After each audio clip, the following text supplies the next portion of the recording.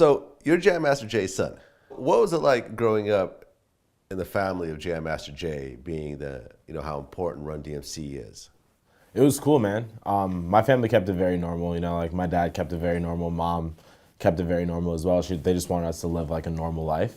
So we went to school like everybody else did normal things. The only thing that was different was when like my father would come and pick us up from school, and just the reaction that we would get from other parents or other kids or in the mall or amusement parks and stuff like that. That's when I kind of realized that life was a little bit different for us, but they did a great job of keeping everything cool and normal. So like, what were some of the things that would happen when you'd be out with your dad? Like we'd be out and somebody would run up and have them sign their Adidas sneaker, or like be like, "Yo, King of Rock changed my life," or "Tougher Than Leather changed my life," or "That was the first album I ever bought," and hearing that stuff was like, I was still super young at the time. He passed when I was 11, so this is all happening prior to that. So as a young kid, I was kind of soaking it up. But as I get older and as I've gotten older, like it's become so much more real to me, and I've actually been able to really, really get to kind of like just soak in the impact that Jam Master Jay and Run DMC had on everything.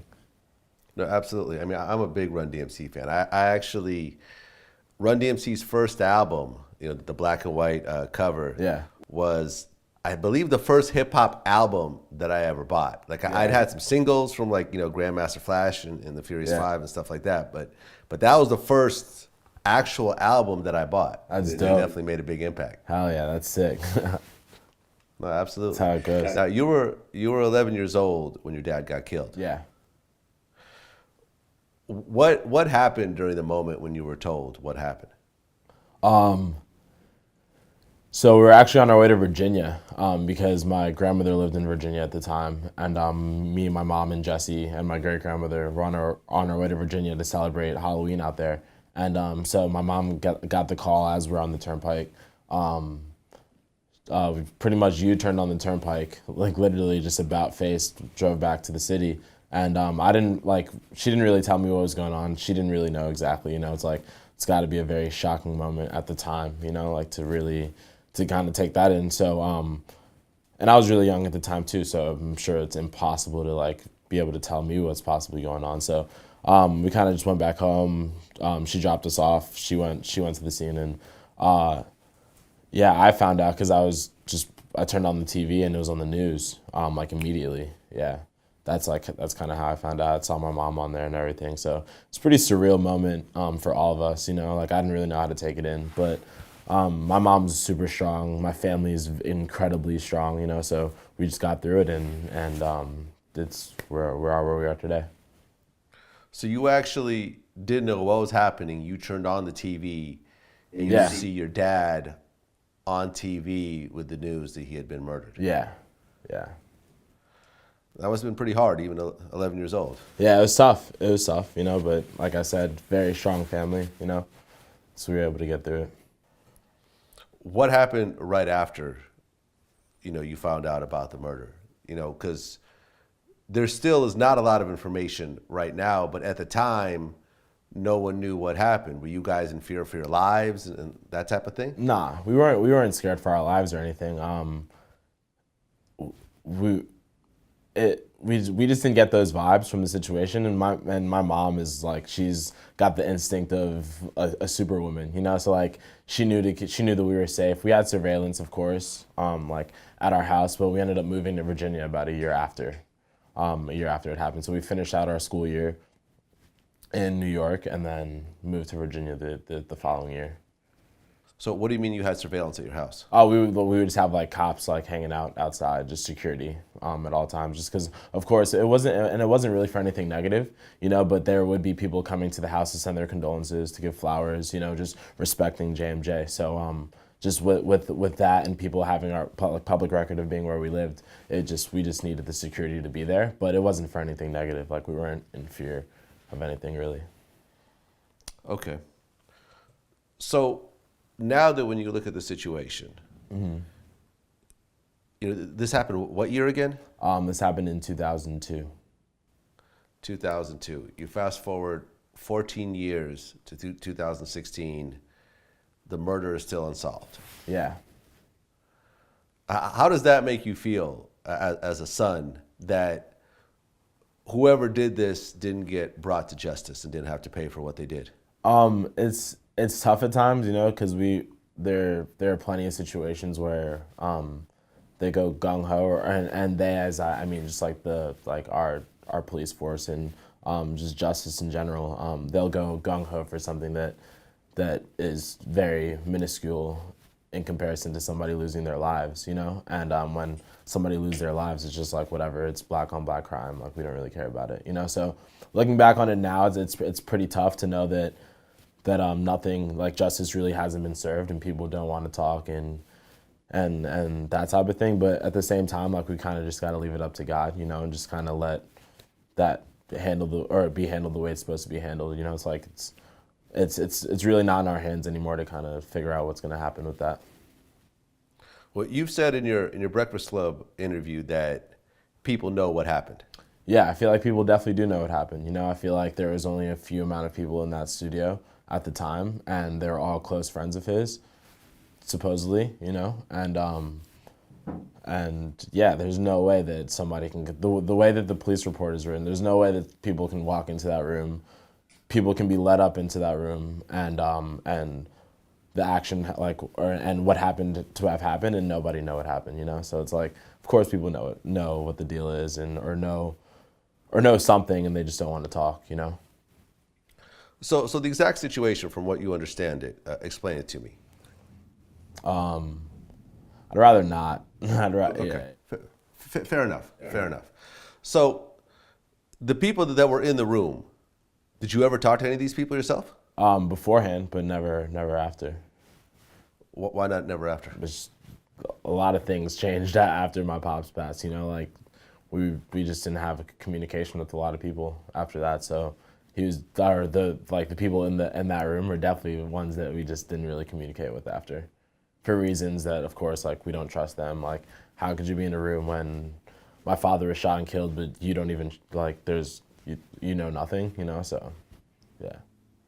You never feel the need to go and try to confront some of these people, or at least have, not even confront them, but even have a conversation with them about it? I was so young when it happened, you know? So there was a long period of time where it was like a lot of growing. I needed to do a lot of growing. I need to do a lot of soaking in. And it's coming up to the point where it's like, yeah, I am old enough to have conversations with these people, but do I want to bring up, I feel like that's a lot of negative energy, you know, and I'm a very positive person. I block out a lot of negative energy all the time, you know. That energy doesn't even like come around like our crew of people, just because that's not how we are. So I feel like going and confronting people about something that's happened, it's just like, it's not, I don't even really feel like it's my place, you know? Like, I feel like God's handling that the way he's got to handle it. Do you think you know who did it? I don't, honestly. It's like, there's hearsay of this, there's hearsay of that, but I really have no clue, you know? And, yeah. That's frustrating, because, you know, I mean, a lot of the major crimes, the hip hop crimes that have happened, like, you know, Tupac and Biggie, like, I've talked to people that were kind of close to the situation, and they've told me certain things that essentially was common knowledge in the neighborhood. Yeah. Of you know, like, of where it happened. So it must definitely be upsetting to not even have that type of story to even know. Yeah, definitely. It's weird, but I mean, we just kind of do our thing to keep the positive awareness alive, you know? Just like, that's really my goal. That's my brother's goal. We're just here to kind of just make sure that everything around JMJ stays positive, you know, regardless of the past and like what's happened. Yeah. Have you ever talked to 50 Cent? Oh yeah, definitely. We did an event with him a few months back. It was a charity event, and it was actually for the JMJs Foundation for Music. And we were out there just with some kids out at Summer Stars Camp in Connecticut, or actually it was Boston, yeah, Massachusetts. Yeah, so I got to hang out with him. He told us about his relationship with my pops and stuff. It was cool. Well, JMJ was the one who discovered 50 Cent. Yeah, yep. And gave Legendary. Got him his first record deal. Yeah. With Columbia Records, I believe. Yep. So from your point of view, what was the relationship, you know, between 50 and JMJ, you know, based on what he told you? Yeah, it was dope. It was just like they were, they linked at a club or something. My dad passed him in the car. He was like, "Oh shit, that's Jam Master Jay." So we reached out to him like, "Yo," they got in the club. They're talking, and he said that he wasn't even really like 50 was like just beginning to rap, you know. So my father was teaching him about bar structure and like how to write hooks and just counting on beat and stuff. So pretty much just taught him how to make music. And my father saw the talent in him and was like, "Yo, this guy's gonna be great." And yeah, they went to work together, which was dope. 50 Cent. Yeah, I mean, he went on to become a superstar. Yeah. And it's interesting how Jay was the first person to see it. And I remember reading some of the early interviews with 50, and 50 wasn't even a rapper at the time. Yeah. He just looked like a rapper based on the car he drove and the jewelry he had on. And I guess Jay approached him and was like, "Yo, like, do you rap?" And 50 was like, "Nah, but I'll fuck with it," and Jay actually groomed him. Yeah. Is that the story you pretty much heard? Yeah, that's what he told me. Yeah, it's crazy. It is crazy. Yeah. When you look online, some of the stories that have come out, there was supposed to be a tying in between your dad's murder and Supreme and 50 Cent and some of the situations that happened around that. I mean, I'm sure you looked into that. Yeah, of course. Yeah, I did my research. But that's all hearsay. It's like there's no prime evidence or that's not like real. So I can't really put any energy into that until it's actually factual. It's just not the energy that I want to put out there either. So until I get like facts, that's when I'll actually be like, okay, word. But I can't see that being true. And do you feel like the police department really hasn't put in the type of effort that they should to actually solve this? Definitely not. Definitely not. I mean, like I said, at the time I was very young when it all happened, so I couldn't really understand. But looking back and kind of doing research again, it's like I don't feel like enough was done at all. Well, when it comes to murder, there's no statute of limitations. Yeah. So something that happened 20, 30, 100 years ago could still be prosecuted. Yeah. Did you ever try to talk to the police or campaign or do something to try to get them to reopen the case? Nope, but that's something that we're looking into now. Like now that we're old enough and we can actually kind of hold on and get a reins of everything that's going on. Like we can actually get in control, and we've actually got say and we've got like some type of voice. I feel like we could actually get something done now. Absolutely.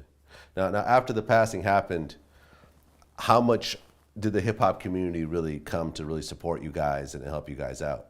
And a great deal, I remember the funeral was incredibly beautiful. Like the wake was incredibly beautiful. Saw a lot of faces there, a lot of familiar faces, and it just showed like how much he was actually respected and like what type of impact he had, and it was dope. It was dope.